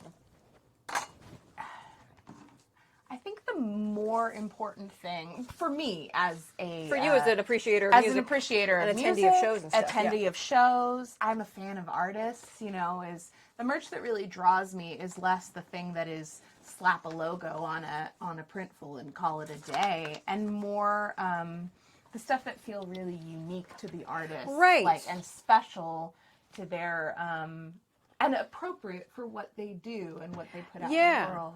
I feel like there's a lot of cool merch that's out there, but then becomes trends now. So right now, blankets. Yeah. You see those blankets? Wait. Those woolen blankets Really? everywhere? Mm-hmm. Wait. Really? Like printed or like them woven kind? They're they have two sides to them. And so blankets have somehow become easy to make merch-wise. Sure. Everyone's making them, but it kind of feels less, it just feels like one more trend. It's a thing that was manufactured. It's not, Yeah, and so I think that if you are going to if you are going to make money with your, if you're going to make money doing your music, I feel like it's less painful to do it in a way that, that feels authentic and real to what you do. Yeah. Right? Well, and I like to be surprised at a merch table. Like my brother, he attends more concerts than I do. My brother James, and but the thing is, he goes in with a mission. He goes in okay, I'm going to get there early. I'm going to reserve my seat, and then I'm going to he has a pattern to it. God bless him. I like that. And so he's I know the shirt sizes of everyone I'm going to get a shirt for, and he so but he's looking for particular items. If they got a bottle opener, he wants one of those. There's certain kind of standard things. I find it depends on what side of the table I'm on, because right, I love a shirt. I love a band shirt. Yeah. Can't get enough of them. Yeah. But touring with apparel will break your heart, because you always run out of mediums and larges immediately. Of course. Or smalls if you're Whatever packing the size unisex you need, size. you run out of it. You run out of it immediately. And it's kind of tough because I've seen blends of scan this QR code to order from the store, that kind of thing, or reserve your merch before you get to the show. But then you kind of don't get the full ritual of walking away from the show with the thing and wearing it to work the next day. There's that impulse purchase thing. I went and saw the concert and I got a T-shirt and did I want to spend $40? Yes, I really did want to spend $40 on this thing that just gives me joy and memories. I want a memento that I survived this gig. But, there's so much stuff in the world, so finding something that actually feels specific, I think is really cool. Some examples, as many as there were in the universe, the Double Clicks doing the Raptors. Yeah, the plushes. That is such a specifically cool Double Clicks thing. It really made a lot of sense. Yeah. Hold that thought. I need to find a physical representation of these. 46, 47, 48. So last night, Juliana, who's been on tour for the past month, sold these really cool earrings that are specific to... Focuses, no. Focus. There they are. Like it. So these are, this is a mixed set, but serotonin and dopamine earrings, which Juliana did all of the wood cutting Yeah. herself, and that which references one of her songs off of the new album. Do the beauty YouTuber thing. Yeah, the beauty YouTuber thing. Yeah. Never done that before. Yeah. Yes, serotonin and dopamine. Yeah. Yep. Yeah, I Products. think Show off the product. showing off the products here for Juliana Finch. These are just the handmade quality of it, and just so specific to what she does. And I they're thought a it was so conversation cool. starter, you They know? are, yeah. Where'd you get those cool earrings? Well, let me tell you about this songwriter. Yeah, I think that, but it's not so specifically. It's not wearing a logo on your chest, you know. But it has that kind of special quality to it as well. I think that's the making of good merch. Yeah. Yeah, so that's kind of just something I'm always thinking about, and I think that the zines is kind of a cool combination of a lot of the stuff. I think we're up to 48 last time I checked, so this will be a crate of 50. We're done. Joe says, "Oh hell yeah, I'd get teacups." Teacups. Yeah, Sarah, a mutual friend of ours, Strangely Dozberg. I don't know if he still does, but at one point he sold I think it was like a make your own antique letter kit. Am I remembering this correctly? Wow. And it was a little like his download code. Because that was the thing. There's, I think, a creativity to, I want to vend my music to you, but rather than you ripping it off of a disc and then not having it in your Bandcamp, what if I just gave you a Bandcamp download code and we just treated that like a commodity? Sure. And so he would put it in like a little vial full of instant coffee, I believe, so that you could write out a letter and then stain it with. That's amazing. And I guess it moved at like steampunk conventions and things. Yeah. Which is just very crafty. And I think that's a skill, is knowing not just like what is a good expression of you and your canon of work, but also what would connect with the crowd and kind of playing to, the scene. Yeah. If you're going to a steampunk con or something. Sarah just had put a very good idea in the chat that I have to highlight. Goodness gracious. So last night, Yeah. we had posters. Yeah. We have extras if this is the kind of thing that you like. Signed posters featuring Molly, Juliana, and Emily. I feel like what Sarah says, that people don't buy posters because they're worried about it getting crushed on their way home, right? So having it come with a tube could be kind of cool. Like, you could just stick this in your bag and you don't have to worry about it, right? Yeah. Who doesn't love a tube? I've actually seen, I don't think it was a band. I think it was actually like a restaurant. But they had their shirts rolled up in these little poster tubes that were like this big. Oh, yeah. And they had like the size written on them. And so you would just grab your little grab and go, like, here's my deli roll and my drink and a t-shirt, please. And then they'd all be one little confined jumble. That's kind of nice. Yeah, if they were a pre-rolled poster of some kind. Because I love a paper medium, but there is always kind of the worry, like, is this even going to make it home? That's something I have to imagine, that, because I think every McElroy show I've seen, they sell a big, nice art print of their, poster, because they make a different poster for every, it's the same podcast every time, but they make a new poster anyway. God bless them. Yeah. I have to quiz them. Yeah. That's because they shelter from the rain. Yeah. As you're walking in your car. Like, how does that work? Yeah. Folded it into a little newspaper. Show off that hat. poster you made. Yeah. For the Powerpuff Girls. So I don't know if you heard, but graphic design is my passion. I did design this poster. I'm pretty proud of it. And I did take the inspiration from the Powerpuff Girls. So kind of trying to represent our three amazing artists, Molly and Juliana and Emily, live in the same world, but they are, they bring different things to the table. 3 out of 4 humors. Yeah, exactly. So I kind of wanted to go for them all bringing a crucial element to the vibe. And these were meant to be sort of angled this way to represent the kind of technical term that kind of goes behind the gals. Yeah. No, the personality, the archetypes We commented after we had all met, like, oh, yeah, we nailed it. Like, No, it's actually pretty accurate. that's actually us, yeah. Because Juliana's kind of the blossom. It was her tour that, put this date on the calendar at all. And Emily sang a song about mermaids making babies. Or actually, I mean, I don't want to spoil the content of the song, but, you should really listen to that the mermaid origin song. of mermaid.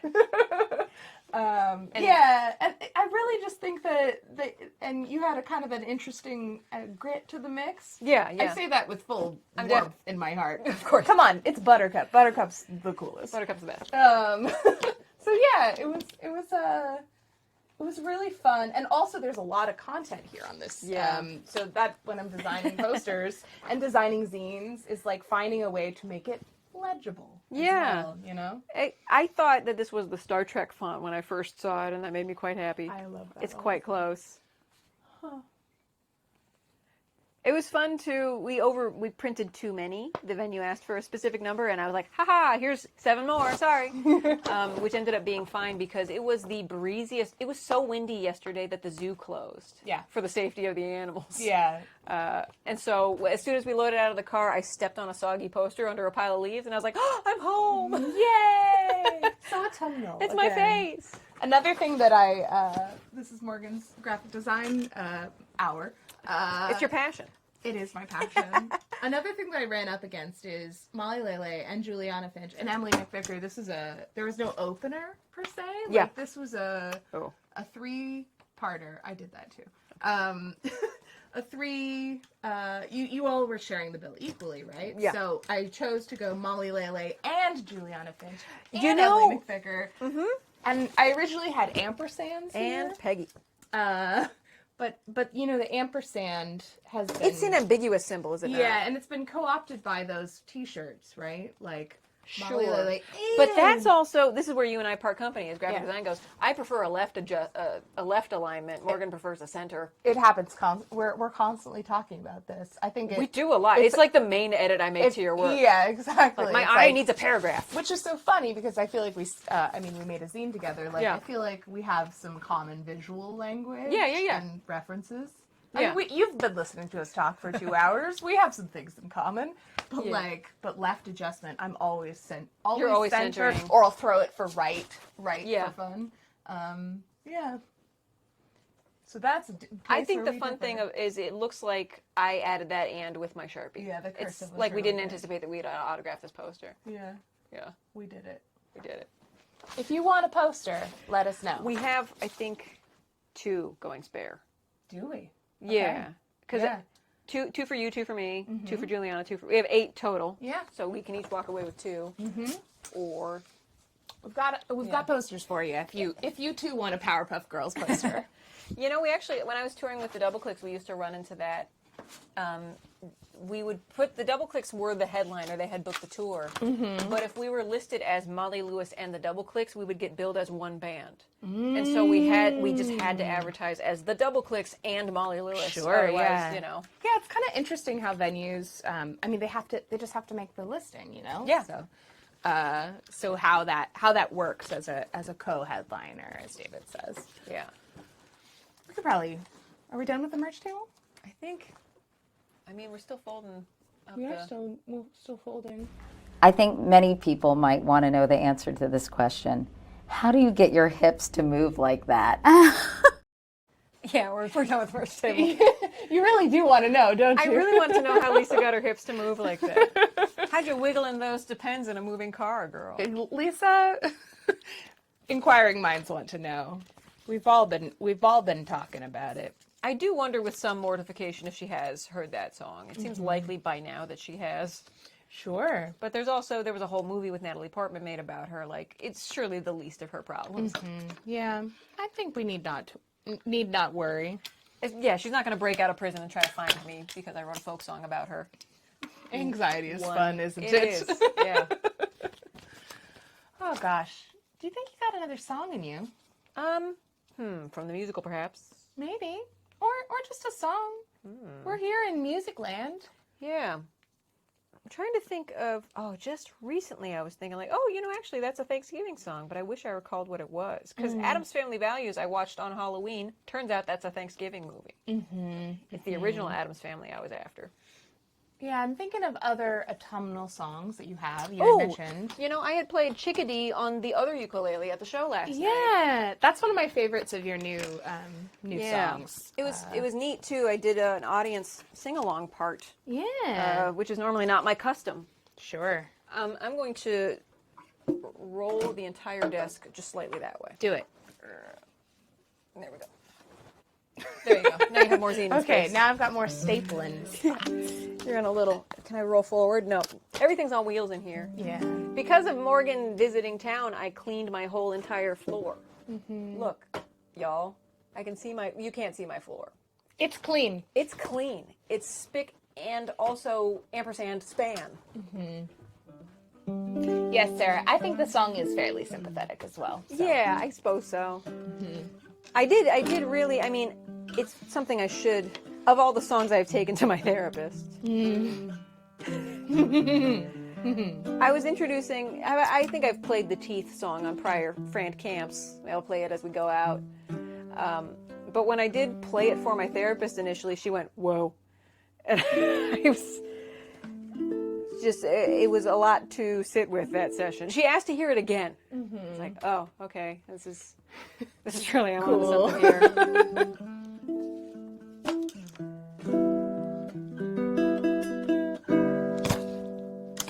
Yeah, Morgan on the rhythm section. I just want to say that staple was the worst staple. But if you get that stapled zine, you'll know it's from me. Also, I mean, you want to staple it yourself at home? I'm not going to stop you. Put a little extra love into that staple. Maybe next. I feel comfortable saying next zine. This was fun. I would make another this zine. was fun. You've seen the colored staples, like the laminated. I think we could just take a ream of staples, whatever the collective noun for staples is, and just Sharpie over it, make it all. We were talking to a pal last night about doing a risograph printing as well. Yeah, that would be really cool. A bicolor process. That would be. That would really put my graphic design skills to the test. My Procreate skills. You'd need a hat. We'd need matching hats. Okay. The sing-along part, in retrospect, I divided it up high voices, low voices, because I didn't want to do now the ladies, now the men, or this half of the room, now this half. Which I approve. Those are both arbitrary. Yeah. But yeah, people don't tend to self-identify as having high voices unless they are trained in some way. Sure. But most of the room went chickadee-dee-dee, chickadee-dee-dee, chickadee-dee-dee, chickadee-dee-dee. There was somebody in the front row really resonating. That's always nice. And then the high part went chickadee, chickadee, chickadee, chickadee, chickadee, chickadee. I had missed what you tried to say to me, 'cause I heard a bird in a cedar tree. I told you its name, sung phonetically, chickadee-dee, chickadee-dee-dee. Were you saying something? Didn't catch a word. I was distracted by a little hummingbird. He was at the feeder, fighting with the bee. Chickadee-dee, chickadee-dee-dee. I almost said theater. He was at the theater? He was at the theater. Sit down, Mr. President. Fighting with a bee. Oh my God. That's quite a theater. Outdoor theater. Oh my gosh, summer stock. Oh my God. John Wilkes Booth was a bee. Lincoln was allergic. Oh my God, a it's a second. conspiracy. I'd read a zine about I that. gotta rewrite that whole song now.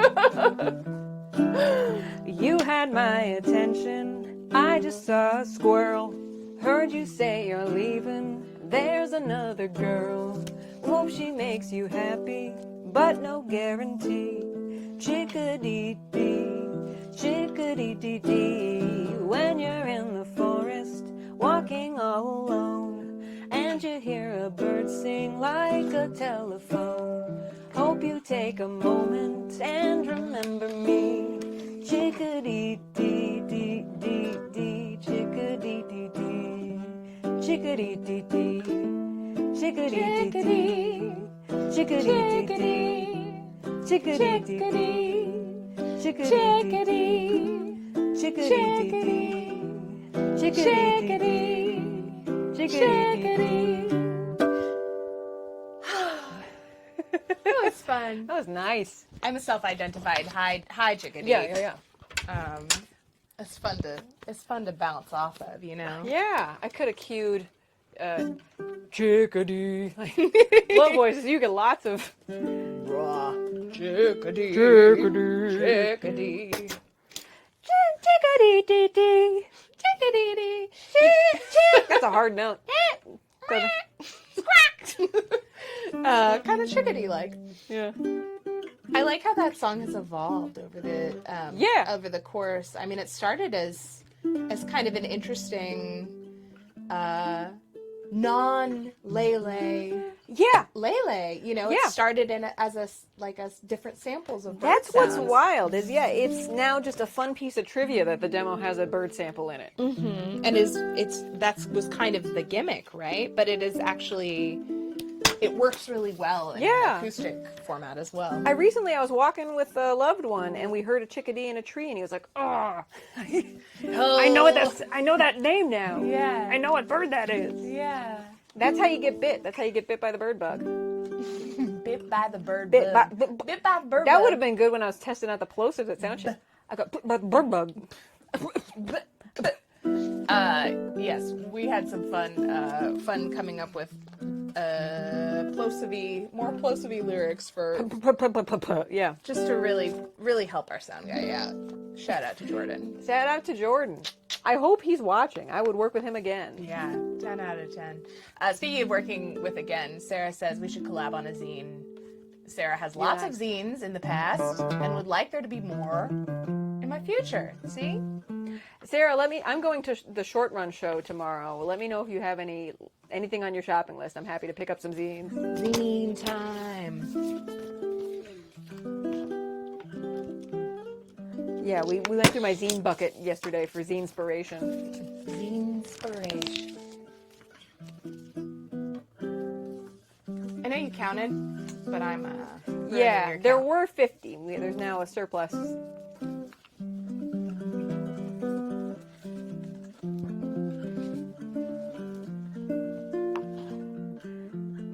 It was fun to it felt like a real gig because there were gearheads just gathered at the front of the stage at the end. I'd forgotten about that part. Yeah. And that doesn't happen so much at acoustic shows. Mm-hmm. And one of them said, "I've never been to a show where I didn't recognize most of the gear." And I was like, "Ha ha! That's because I made it up. It isn't a ukulele. Thank you for noticing." That is fun. Yeah. That is sure fun. Made me feel good. I like those sounds you're playing right now. Yeah. Yeah.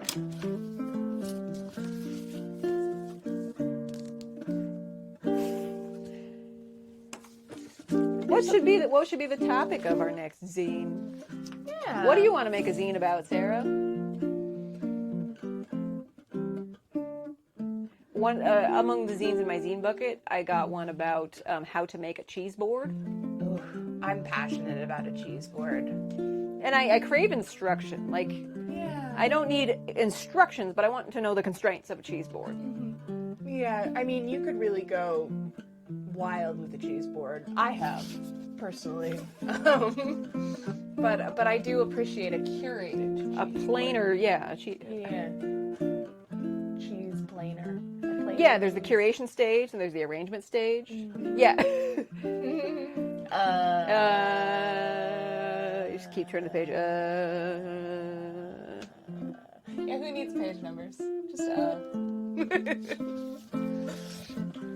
What else? There was one about dead old white men who are the, let me think about this, parts of the vagina that are named after dead old white men, I think is the title. Great. More of them, more parts than you think. More dead old white men than you think. It's like something I don't want a whole book on, but I certainly want a tiny leaflet upon. Yeah, it's not I mean, that is still a complete volume. Yeah, Sarah, get back to us on that. Yeah. We have the technology. We know how to fold these things now. We only have bags and bags of mistakes. Yeah, and these were formatted specifically so that we could send them with a CD without damage to either, without having to crease either part.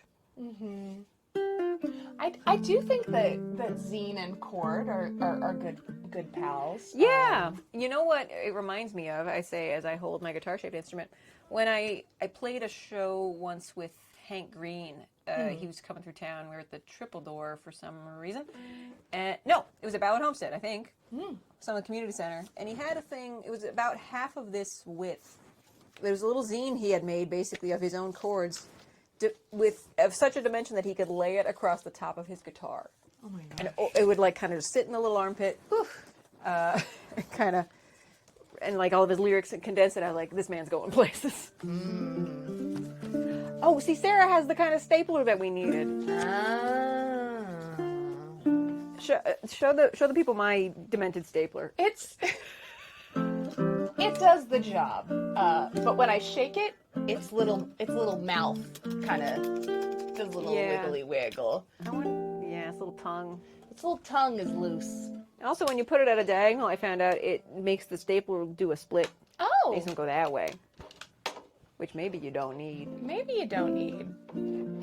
Perhaps we could, with our combined forces, we could optimize this zine making system. But I'm still pretty proud of the work that we've done here today. Yeah. We rose to the challenge. We did. You too could get a cornucopia. And I mean, heckin', compared to the space that a t-shirt takes up in my This merch is- box, forget about it. Just stick this in your pocket. Tell your friends. Leave it in your car. Put it in the glove box, where You most know- CDs go. Picture your fam around the fire. What are you doing? You might as well play some songs together. Yeah. Fam found, fam in flesh. Yeah.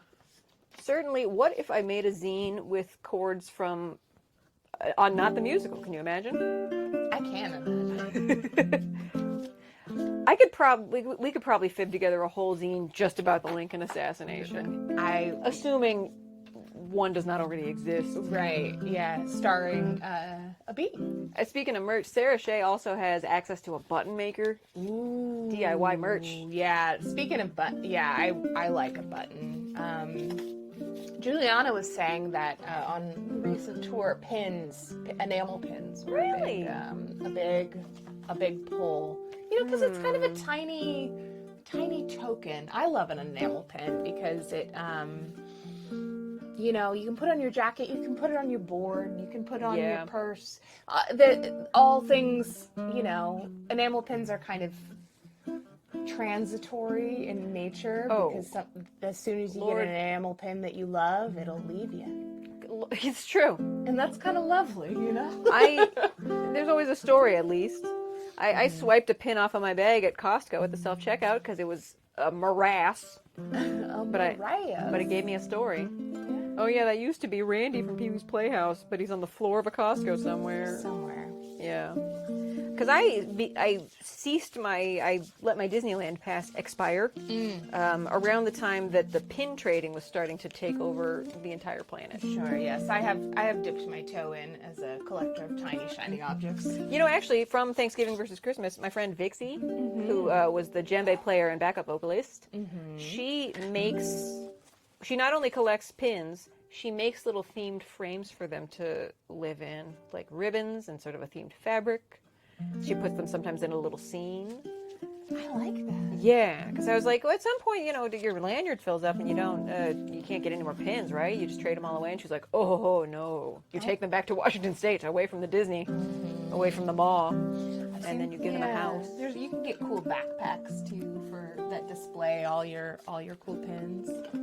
What about, Morgan, like a Mollylele Funko Pop? I'd buy that. Yeah. I am the target market for that. Are you really? Are you pro Funko? Oh, I don't know. I have one. I think I have one Funko. I have a Sailor Mercury Funko. Fair. That's fair. In case you had any question, which Sailor Moon character I would be.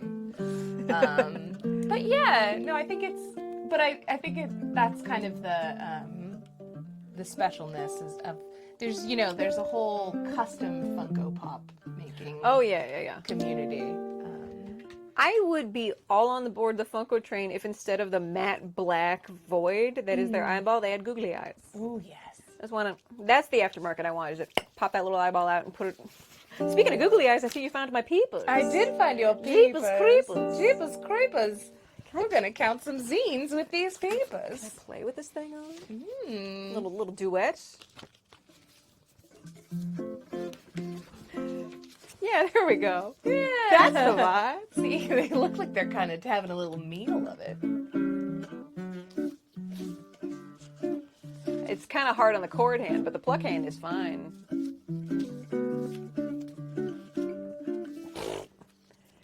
I could put them in Vectorstown. 10. We're 3 minutes from the hour, so maybe I'll play one more song and then we will start putting these zines in the mail. Yeah, let's do it. 20.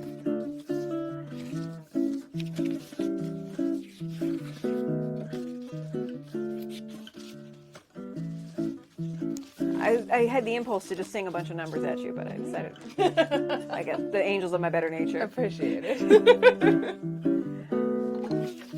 I don't know why I play this song on the Frandcamp because it's not for sale, but donate to the Bail Project with the link provided. It's always get yourself a relevant. copy. Our friend Laser the Dad sang backup on this, or sang really the heart of the song. With Seth Boyer as well, former Frandcamp Buyday. Frandcamp Buyday guest, your former roommate. My former roommate. And making sure I remember the chords. A lot of, in the Alaska Folk Fest set, I was kind of talking over the intros to songs, but also that is my secret way of remembering what chords are in my own song. Pro tip. Pro tip. Just keep talking. And no one will explode. Sometimes you can switch your songs right after. What if in the middle I just decide, oh, you know what, actually, I don't like this story. I'm going to play a different song now. I would like that. All right. All right, here's this one's, I take it back. This one's about an astronaut.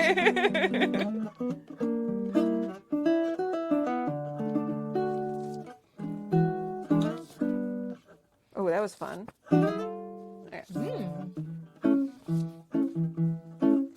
There's a place I like to go when all the world is shutting down. It's a village on an island, a laid-back little town, where your neighbors are the cutest and your outfits are all great. Where a dog who has no hobbies helps you not forget the date. There's an owl who's scared of bugs. There is a sloth who buys your drugs. You say you'll only play a couple hours. Then it's 3 a.m. and you're still picking flowers. The sky is full of presents and the earth is full of bones. Their human friends can visit. They can all look at their phones. A new species to discover. A new island to explore. Another house to fill with clutter. Another visit to the store. So shake the trees and break the rocks. Take out a loan and buy some stocks. This getaway is longer than we planned it. But together our horizons have expanded. Is there another verse to that song? I don't remember. What are the words? I don't remember. We should probably put it in a chord book or something. Yeah. A stick, a stone, it's a DIY shelf. It's a thing in my house. Is that the second verse? I think it is. It's a full kitchen suite. No, I'm back in my head. I was singing the right verse. A stick, a stone, it's a DIY shelf. It's a thing in my house, and I made it myself. A flag, a tune in my own little town. All these creatures have names. I have written them down. Some of them like to talk. Some are much more succinct. There's a dodo, oh shit, I thought they went extinct. All your neighbors are nice if you give them a chance. All the means are controlled by a raccoon in pants. It's the bugs on the trees. It's the seasons that pass. It's a promising splash. It's a bass. It's a bass! And the animals cross with your virtual doll. They are calling your name. Stay inside. Greet them all. Meow, meow, meow, meow. Meow, meow, meow, meow, meow, meow. Meow, meow, meow, meow. Meow, meow, meow, meow, meow. Meow, meow, meow, meow, meow. Meow, meow, meow, meow, meow.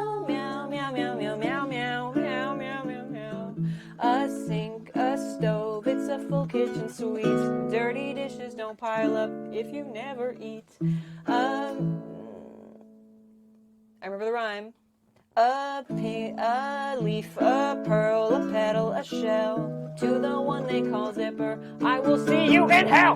The swing of an axe and the arc of a net. Sell some bugs and some fruit to pay off your debt. Neighbors crowding the square, see how they interact when they exercise. Why do I feel attacked? And the animals cross their horizons anew. They are zeros and ones, they're your friends, they are you. And the animals cross. Meow,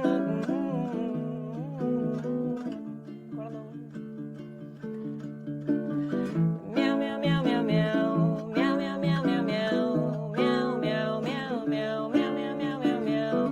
Meow, meow, meow, meow. Meow, meow, meow, meow, meow. Meow, meow, meow, meow, meow. Meow, meow, meow, meow. Meow, meow. Man, I should put those in a zine so I don't forget them. Yeah. If only there were zines to hold our Yeah, an Animal hold us Crossing together zine on in stream. 2024 is definitely what the people need. Definitely in their hour of relevant. desperation. Yeah, absolutely. Let's bring back Salve the hearts and minds. more Animal Crossing. I'm gonna bet you just your bottom dollar there's an Animal Crossing zine at the zine show tomorrow. Oh, I bet. I'll bet you. I'll bet your bottom dollar. I'll bet my bottom dollar too. That's how sure I am. Man, all these bottom dollars. It's not the rest of my dollars. Oh, my bottom dollars. Oh, my bottom dollars. Here you go. I do not miss getting paid in bottom dollars. Like the folded up bills that someone's been sitting on the whole show and they're slightly warm. Yeah, slightly warm, slightly wet. You can bet it though. Anything you can bet anything. I'll bet you anything. I'll bet you just anything. Well, this has been really fun, folding zines. Yeah, it's different in this room. Yes. Yeah. It feels different. It feels good. I'll probably see you next month in a more LA-shaped room. Yeah, perhaps. But who will be our guest? Our secret special guest. Who's to say? Who would you like to see as our secret special guest? Somebody who owns an iPod. Somebody, perhaps? And perhaps next month, November 3rd. This is no longer an advertisement for this show. This is just the vibe forecast for this month. Vibe forecast, yes. I forecast many vibes. Yeah, there will certainly be vibes. No question there. I mean, usually. Thanks for such good vibes, team, and for joining us on this very special Frandcamp Buyday. Yeah. Thank you, Morgan, for making Frandcamp Buyday possible in the first place. Yeah, heck yeah. I'd do it again. I'd also make one of these zines again if you haven't grabbed one yet. Yeah, now we know how to make them in CD size. They're in order. We'll sell them in a jewel case next time. Yeah. With a download code on the back. Look at that. Maybe. Look at all that content. It's a lot. I'm very proud of these doodles. Now I know how to use halftone shading, and so I'm unstoppable. If I ever have to draw Manischewitz, I will use this as a model. Yeah, please do. I should just send that PNG to Sarah for her own personal use is what I ought to do. Yeah, that's my favorite gift, is to gift somebody a Manischewitz PNG specifically. Yeah. There's also, the manifesting space in the back. You can manifest your dream ukulele for whatever gift-giving cryptid you choose to observe. 'Tis the season of manifestation. Yeah, yeah. Yeah. Amen to that. Amen. Well, thanks, friends.